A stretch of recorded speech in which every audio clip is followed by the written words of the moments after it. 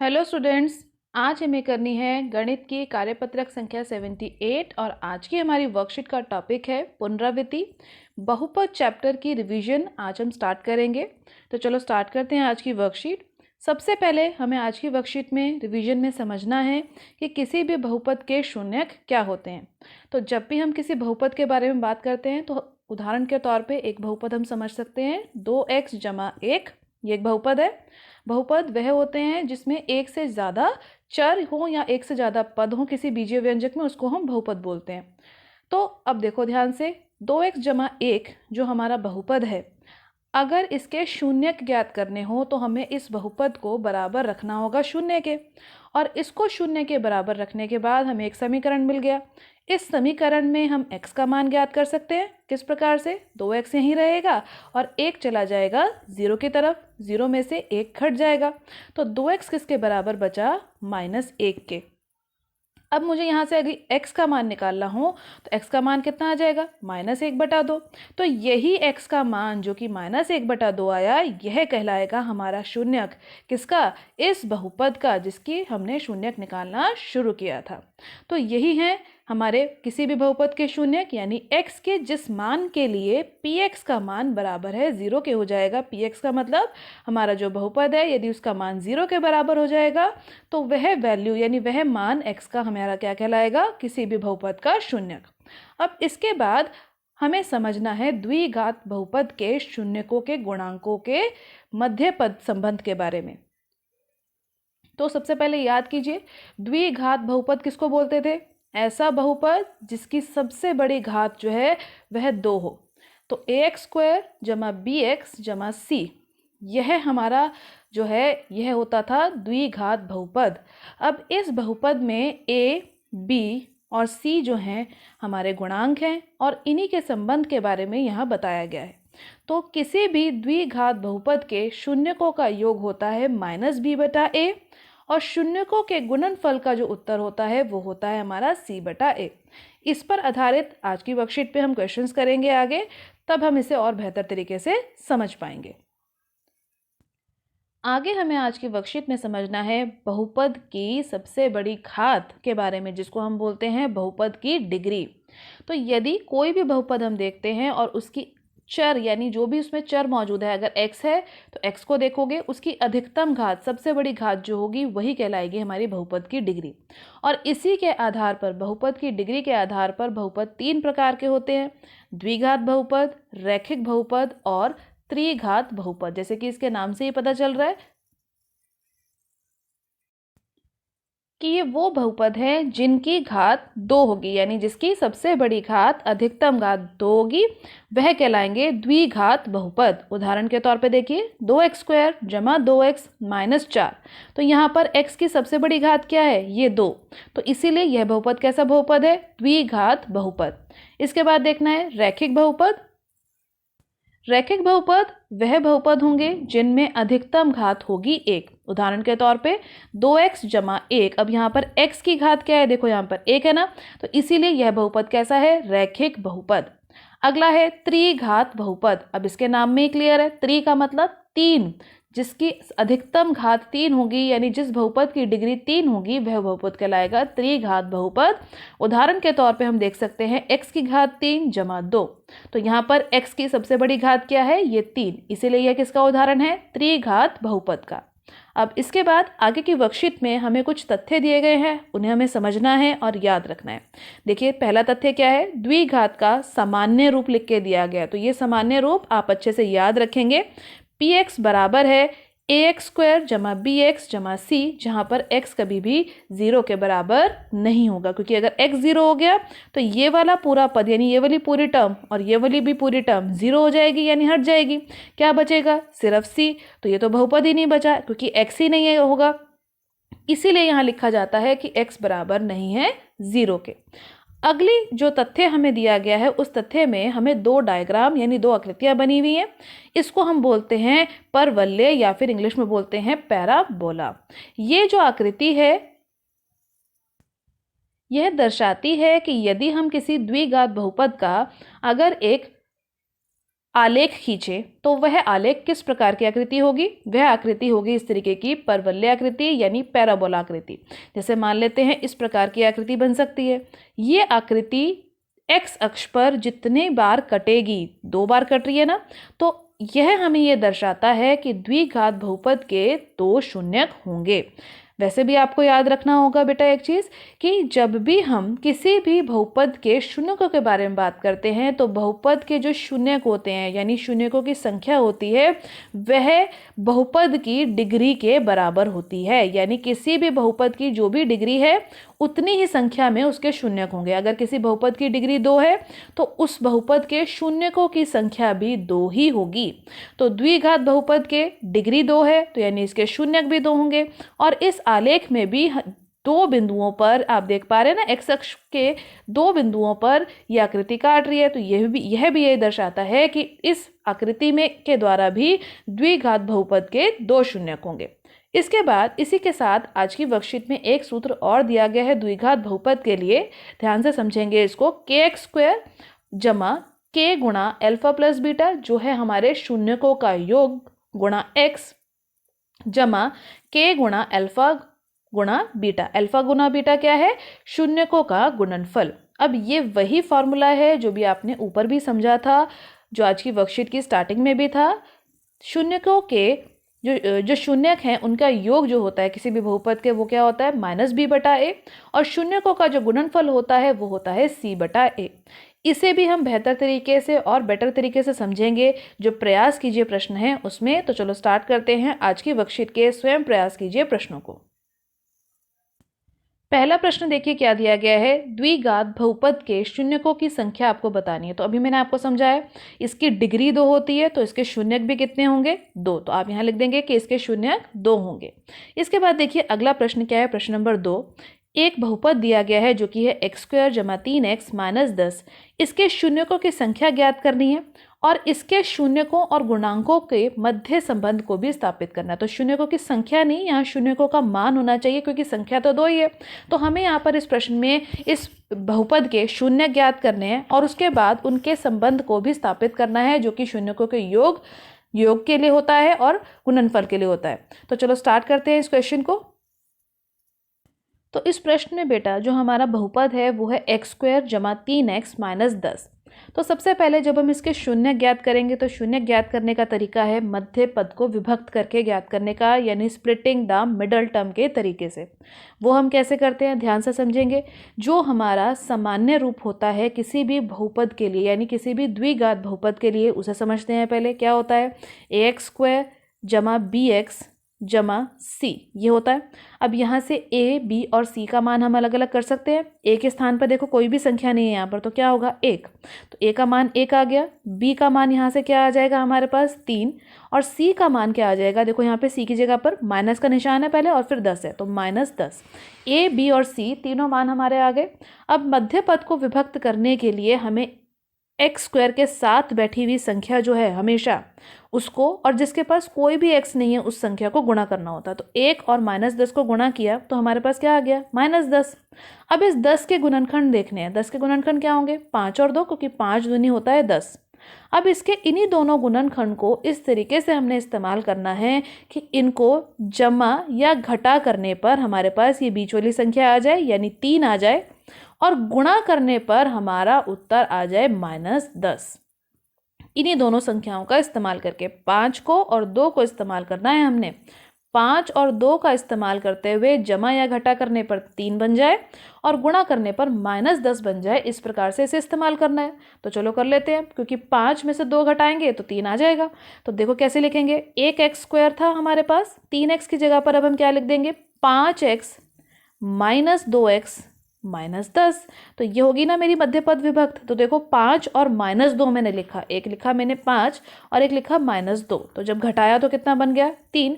और गुणा करेंगे, अगर 5 की गुणा -2 से करेंगे तो उत्तर आएगा -10। तो इस प्रकार हम चेक कर सकते हैं कि हमारी मध्य पद विभक्त ठीक हुई है या नहीं हुई है। तो यहाँ पर हमारी मध्य पद विभक्ति बिल्कुल ठीक हुई है, यानी मध्य पद को हमने सही तरीके से विभक्त कर लिया है, तोड़ लिया है। अब इसके बाद हम 2 के इस तरह प्रकार से जोड़े बनाकर कॉमन ले लेंगे।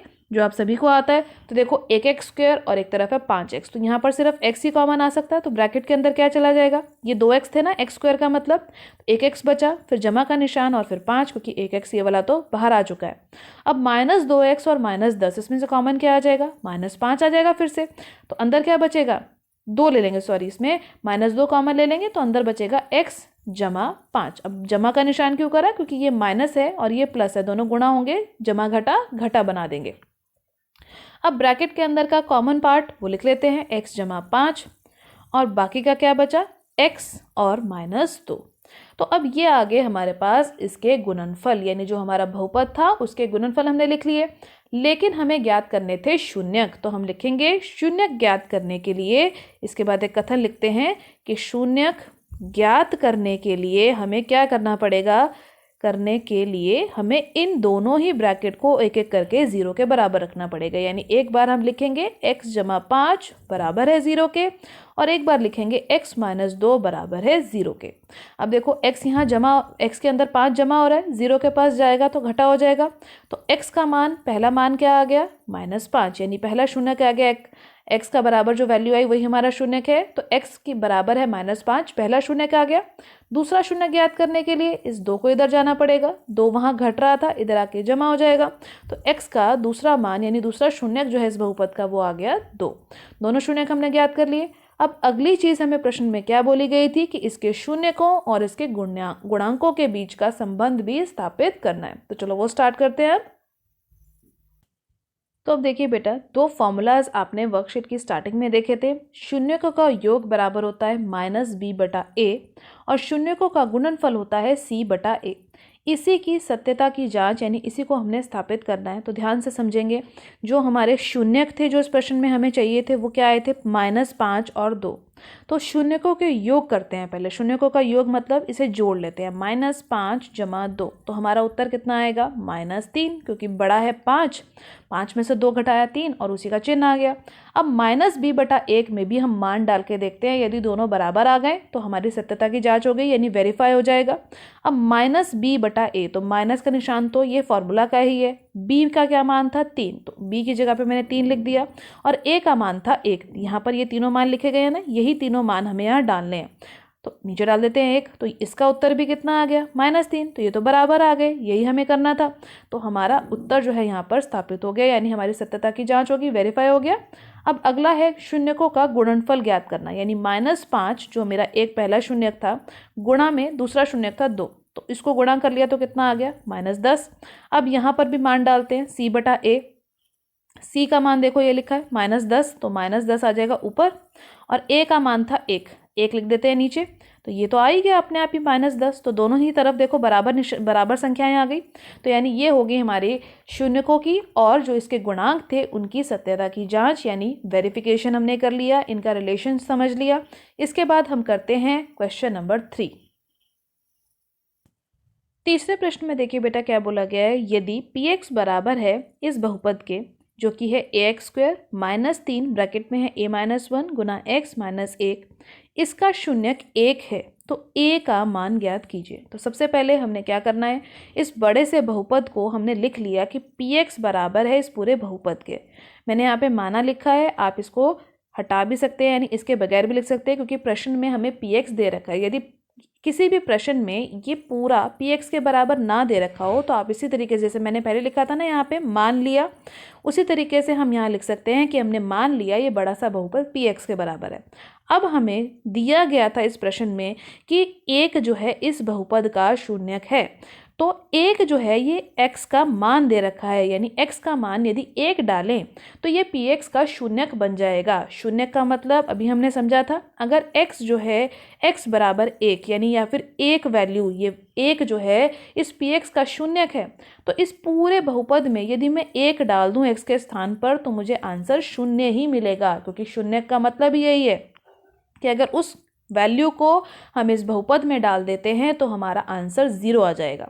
तो अब जहाँ जहाँ पर x है वहाँ पर हम इसको डाल देंगे। देखो x² यहाँ लिखा है और एक x यहाँ लिखा है, इन दोनों ही जगह पर मैं 1 डाल दूंगी। तो a लिखा मैंने, x का वर्ग था तो 1 का वर्ग कर दिया, -3 लिखा, a -1 ऐसे का ऐसे ही लिखा, और x जहाँ पर था मैंने फिर से वहाँ 1 लिखा, -1 था और फिर मैंने लिख दिया बराबर है 0 के। अब 1 का वर्ग, 1 को जितनी भी बार मर्जी गुणा कर ले 1 ही आता है, और उस 1 की गुणा जब a से करवाएंगे तो बचेगा a ही।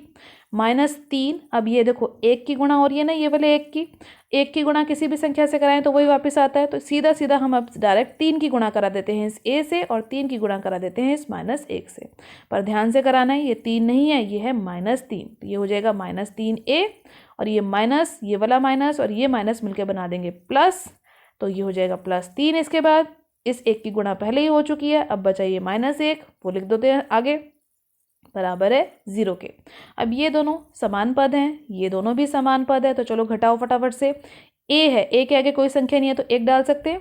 1a में से -3a करना है तो क्या बचेगा, -2a, क्योंकि बड़ा 3 है और उसका निशान इसके साथ आ जाएगा, और 3 में से 1 घटाया तो बचेगा 2, बराबर है 0 के। अब 2a को यहीं लिखते हैं, और ये जो जमा हो रहा है 2, 0 के पास जाके वो घटा हो जाएगा, -2 बन जाएगा, माइनस से माइनस भी कट गया। अब इधर भी 2 लिखा है, इधर भी 2 लिखा है, ये भी कट जाएगा, तो a का मान यहाँ से हमारे पास कितना आ जाएगा, 1। यही मान हमें निकालना था। हो गया हमारा क्वेश्चन 3 भी सॉल्व, कितना ईजी था। इसके बाद हम स्टार्ट करते हैं क्वेश्चन नंबर 4। अगला प्रश्न देखिए बेटा, प्रश्न नंबर 4 क्या बोला गया है, द्विघात बहुपद ज्ञात कीजिए जिसके शून्यकों का योग और गुणनफल हमें दे रखा है। शून्यकों का योग दे रखा है -2√3 और शून्यकों का गुणनफल दे रखा है -9। सबसे पहले हमें इस द्विघात बहुपद को ज्ञात करना है जिनका योग शून्यकों का और गुणनफल दे रखा है, और जब हमें बहुपद मिल जाएगा तो उसके बाद हमें उसके शून्यक भी ज्ञात करने हैं। तो देखो जो जो दे रखा था मैंने यहाँ लिख लिया। शून्यकों का योग का मतलब मुझे अल्फा जमा बीटा, अगर अल्फा और बीटा 2 शून्यक हैं तो उनका योग हमें दे रखा है -2√3, और इसी प्रकार उन्हीं का जो गुणनफल है यानी अल्फा गुना बीटा। अब अल्फा बीटा से कंफ्यूज नहीं होना, अल्फा और बीटा कुछ नहीं है, जो हमने शून्यक निकाले थे ना, यानी x के 2 मान निकाले थे अभी पिछले क्वेश्चन में, ये दोनों ही वही मान है हमारे। अब देखो जो फॉर्मूला आपको इस क्वेश्चन में याद रखना है वो ये फॉर्मूला, या फिर आप इस फॉर्मूला को इस रूप में भी याद रख सकते हैं। तो देखो क्या है ये फॉर्मूला, x² माइनस ब्रैकेट में लिखा है अल्फा जमा बीटा यानी शून्यकों का योग गुणा x जमा अल्फा बीटा यानी शून्यकों का गुणनफल। तो यही मैंने पूरी भाषा के रूप में यहाँ लिख दिया है। मतलब अगर आप अल्फा बीटा के रूप में याद नहीं कर पा रहे हैं तो आप इसको इस रूप में याद रखेंगे कि x² माइनस शून्यकों का योग गुणा x जमा शून्यकों का गुणनफल। ये फॉर्मूला आप कब इस्तेमाल करेंगे, जब प्रश्न में आपको शून्यकों का योग और शून्यकों का गुणनफल दे रखा होगा और आपको द्विघात बहुपद निकालना होगा, तब आप इस फॉर्मूला को यूज करेंगे। इस फॉर्मूला में जो ध्यान रखनी है आपने बात, वो यहाँ पर माइनस के चिन्ह को याद रखना है, क्योंकि x² के बाद यहाँ माइनस का चिन्ह है और जो बाद वाला चिन्ह है वो जमा का चिन्ह है। इस चीज को आप अच्छे से याद रखेंगे। तो चलो स्टार्ट करते हैं क्वेश्चन को। अब क्या करना है, सिर्फ यहाँ पे वैल्यू रख देनी है। तो देखो x² की जगह x², फॉर्मूला का माइनस ऐसे का ऐसी, शून्यकों का योग आपको क्वेश्चन में दे रखा था -2√3। ये जो बाहर वाला माइनस है ना जो अभी मैंने लगाया, ये तो फॉर्मूला में था। अब वैल्यू जो मैं क्वेश्चन में दे रखी थी मुझे वो -2√3 थी, तो ये है मेरा वैल्यू वाला और बाहर वाला जो है फॉर्मूला वाला माइनस। साथ में x लिखेंगे, जमा का निशान है, फिर लिखना है शून्यकों का गुणनफल। तो जो भी शून्यकों का गुणनफल दे रखा है -9 दे रखा है, तो ब्रैकेट डाल के लिखेंगे -9। अब ब्रैकेट खोल देते हैं, माइनस और माइनस मिलके क्या बना देंगे प्लस, तो x² जमा 2√3x, और ये जमा और घटा क्या बना देंगे माइनस। तो हमारा ये आ गया पूरा। ये है हमारा द्विघात बहुपद जो हमें ज्ञात करना था इस प्रश्न में। तो ये लिख देते हैं द्विघात बहुपद बराबर है इस बहुपद के। हो गया हमारा आधा क्वेश्चन सॉल्व। अब आगे हमें बोला गया था कि इसके शून्यक भी ज्ञात करने, तो चलो अब इस बहुपद के शून्यक ज्ञात कर लेते हैं। अब इस बहुपद के शून्य ज्ञात करने के लिए हमें फिर से क्या करना पड़ेगा, मध्य पद को विभक्त करना पड़ेगा, यानी स्प्लिटिंग द मिडल टर्म का फॉर्मूला लगाना पड़ेगा। तो स्प्लिटिंग द मिडल टर्म के लिए याद करो क्या करते थे, x² के साथ जो गुणांक है कुछ नहीं था तो 1 लिख देते हैं, और जो हमारा ये आखिरी पद है जिसके साथ कोई x नहीं होता इसको गुणा करते हैं। तो 1 और -9 को जब हम गुणा करेंगे तो हमारे पास क्या आएगा -9। लेकिन यहाँ पर जो मध्य पद है वो है रूट में। ऐसे किसी पद को विभक्त कैसे करते हैं, इसको विभक्त करने का मतलब जमा या घटा करने पर हमारा उत्तर बनना चाहिए 2√3, और गुणा करने पर हमारा उत्तर आना चाहिए -9। ऐसी हमने जो संख्याएं हैं वो ढूंढनी है। तो जब भी आपके पास मध्य पद इस प्रकार से रूट वाली कोई संख्या होगी, यानी वर्गमूल वाली कोई संख्या होगी, तो याद रखो वर्गमूल वाली संख्या जमा और घटा करते समय तो दोनों ही जो हम संख्याएं चुनेंगे ना उनके पास होगी। अब मुझे बनाना क्या है, 2√3 बनाना है। तो √3 तो मेरे पास पहले से आ गया। अब मुझे 2 बनाना है। 2 कैसे बनेगा, 3 में से 1 घटा देंगे तो बन जाएगा ना 2। तो देखो यहाँ पे इस 3 में से 1 घटाया तो बन गया 2√3, उत्तर आ जाएगा 2√3। अब इसको गुणा करके भी देख लो, 3 वर्गमूल 3 गुणा 1 वर्गमूल 3, अगर इसको गुणा करने पर -9 बन जाए तो हमारा उत्तर सही आ जाएगा। यहाँ माइनस का चिन्ह डाल देते हैं क्योंकि ये -1 वर्गमूल 3 लिया था, तो यहाँ माइनस लिख देते हैं छोटा सा एक। अब देखो वर्गमूल की संख्या और वर्गमूल की संख्या गुणा करेंगे तो 3 ही आएगा, और बाहर 3 पहले से लिखा था तो 3 गुणा 3 हमारा उत्तर आ जाएगा 9, और माइनस का चिन्ह पहले से लगा हुआ था तो -9 बन जाएगा। तो हो गया हमारा उत्तर हल यहाँ से। तो लिख देते हैं हम यहाँ पे x² क्या लिखेंगे, जमा 3√3 यानी 3 वर्गमूल 3x माइनस 1 वर्गमूल 3x -9। अब 2 के जोड़े बना के कॉमन लेना है, तो जल्दी से कर लेते हैं इसको। यहाँ से आ जाएगा कॉमन x, अंदर क्या बचेगा 1x, जमा 3 वर्गमूल 3।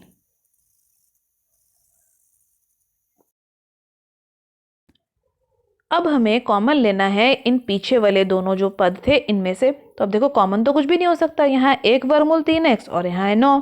तो अब ध्यान दो 9 को हमने किस रूप में लिखा था, 9 को हमने लिखा था इस रूप में, तो 9 का यही रूप यहाँ लिख देते हैं ताकि हम कॉमन ले पाए। तो देखो -1 वर्गमूल 3x, इसको तो मैंने ऐसे का ऐसे लिख दिया, और 9 की जगह पर मैं लिख सकती हूँ 3 वर्गमूल 3 गुणा 1 वर्गमूल 3, मैंने तोड़ के लिख दिया जो यहाँ लिखा हुआ था मेरे पास। अब देखो ध्यान से इस पद में से और इस पद में से हमें कॉमन लेना है, तो क्या हम कॉमन ले सकते हैं, शुरू का हिस्सा हम पहले ऐसे का ऐसे लिख लेते हैं, x जमा 3 वर्गमूल 3 माइनस, अब हम कॉमन क्या ले सकते हैं, यहाँ से वर्गमूल 3 कॉमन ले सकते हैं क्योंकि यहाँ पर भी वर्गमूल 3 है और इसके पास भी वर्गमूल 3 है, तो अंदर क्या बचेगा x बचेगा, माइनस पहले ही बाहर आ गया तो यहाँ जमा का निचेन आ जाएगा, और ये 3 और 1 वर्गमूल 3 यहाँ बचेगा। तो अब देखो कॉमन बिल्कुल सही आ गया क्योंकि हमारा ये वाला ब्रैकेट और ये ब्रैकेट बिल्कुल सेम आ रहा है। तो अब लिखेंगे x जमा 3 वर्गमूल 3, जो कॉमन वाला था ब्रैकेट उसको लिख लिया, बचा क्या बाद में, और x माइनस वर्गमूल 3 यानी ये वाला x और ये वाला वर्गमूल 3। तो हमारे गुणनखंड बन गए इस क्वेश्चन में। अब गुणनखंड बनाने के बाद जब हमें शून्यक ज्ञात करने होते हैं तो हम क्या करते हैं, हम लिखते हैं एक लाइन कि शून्यक ज्ञात करने के लिए, तो चलो लिखो यहाँ पे फटाफट से कि शून्यक ज्ञात करने के लिए हमें क्या करना पड़ेगा, इनको शून्य ज्ञात करने के लिए एक बार पहले वाले ब्रैकेट को बराबर कर देंगे 0 के और एक बार दूसरे वाले ब्रैकेट को भी बराबर कर देंगे 0 के। अब यहाँ पर ये जुड़ रहा है, दूसरी तरफ जाएगा तो क्या घटा हो जाएगा, और 0 में से किसी भी संख्या को घटाएं तो वही वापस आ जाती है। तो मेरा पहला शून्य क्या आ गया, x बराबर है -3 वर्गमूल 3, और दूसरा शून्य यहाँ ये माइनस हो रहा है, इधर जाएगा तो जमा हो जाएगा, तो x बराबर आ जाएगा यहाँ पर मेरे पास वर्गमूल 3 के, तो ये आ गया मेरा दूसरा शून्यक। तो इस प्रश्न में हमारे 2 शून्यक आने थे, दोनों शून्यक आ गए कौन कौन से, -3 वर्गमूल 3 और दूसरा शून्यक आ गया वर्गमूल 3। अब इसके बाद हम स्टार्ट करते हैं हमारा क्वेश्चन नंबर 5। अगले प्रश्न में प्रश्न नंबर 5 में देखिए क्या दिया गया है, यदि बहुपद ax² माइनस 6x जमा 6 के शून्यकों का गुणनफल 4 है तो a का मान ज्ञात कीजिए। तो जब भी इस प्रकार का प्रश्न होगा सबसे पहले आप इसको सामान्य रूप से कंपेयर करेंगे, यानी इसकी तुलना करवाएंगे और a, b और c का मान लिख लेंगे। तो जो इसका सामान्य रूप है द्विघात बहुपद का वो क्या होता है, ax² जमा bx जमा c। तो अब ध्यान से देखना है, यहाँ पे a की जगह पर तो a ही लिखा हुआ है, b की जगह पर क्या लिखा हुआ है -6, और c की जगह पर क्या लिखा हुआ है 6। तो इस प्रकार से हम इसकी कंपैरिजन यानी तुलना कर लेंगे। देखो a की जगह पर a ही था, b की जगह पर हमारे प्रश्न में -6 मिला है हमें, और c की जगह पर हमें 6 लिखा हुआ दिख रहा है, तो a, b और c का मान आ गया। तो इस प्रश्न में तीनों मान लिखने के बाद हम देख रहे हैं कि हमें शून्यकों का गुणनफल पहले से ही दे रखा है 4 के बराबर। तो शून्यकों का गुणनफल का फॉर्मूला क्या होता है, याद करो c/a बराबर है 4 के हो जाएगा। अब c का मान आपने ऑलरेडी लिखा हुआ है, पहले से लिखा हुआ है 6, a का मान आपने a ही लिखा हुआ है, तो c की जगह पे लिख देते हैं 6/a बराबर है 4 के। अब a जो है इधर चला जाएगा गुणा होने के लिए, तो 6 बराबर है 4a के, और a का मान हम यहाँ से किस प्रकार निकालेंगे, a बराबर हो जाएगा 6/4, 4 के। 4 यहाँ गुणा हो रहा था ना, 6 के पास नीचे चला जाएगा अब, तो 6/4 के। अब 6 और 4 दोनों ही 3 के भाड़े में आते हैं, तो 3/2। तो हमारा ए का मान इस प्रश्न में आ गया 3/2। खत्म हो गया आज का ये लास्ट क्वेश्चन भी, और कितना ईजी था। तो आज की वर्कशीट के बेटा सभी क्वेश्चंस की प्रैक्टिस कीजिए। एनसीईआरटी में इससे रिलेटेड जो भी और क्वेश्चन है उन सब क्वेश्चंस की भी प्रैक्टिस जरूर करनी है, क्योंकि आज की आपकी रिविजन वर्कशीट है। आज की वर्कशीट की वीडियो अच्छी लगी हो तो अपने फ्रेंड्स के साथ लाइक और शेयर करना मत भूलिएगा। मेरे चैनल पे पहली बार आए हैं तो चैनल को सब्सक्राइब कर लीजिए, ताकि आपको अगले आने वाली वीडियोस की नोटिफिकेशन टाइम से मिल सके। Thank you for watching.